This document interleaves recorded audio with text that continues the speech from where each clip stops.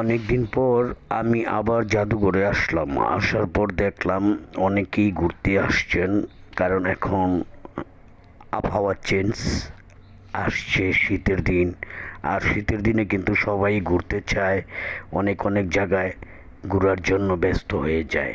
তো সোনারগাঁও জাদুঘরে প্রতি শুক্রবার এবং শনিবার সবাই আসে, আর বুধবার তো বন্ধ থাকে, বুধবারে কেউ আসে না। তারপর অনেকে আবার এসে ফেরত যায়।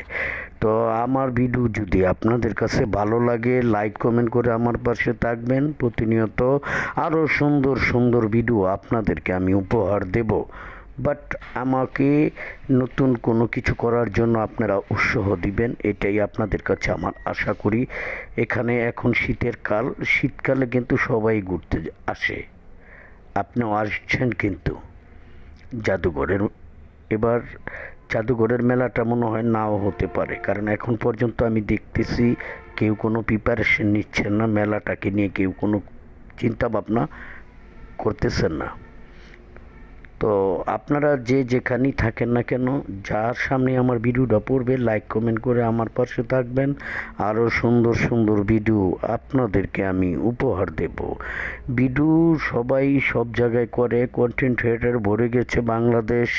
ফেসবুকে অনেকেই অনেক কিছু ছাড়ে, কিন্তু ভালো কিছু ছাড়ার পিছনে আমার হাতে। Thank you so much.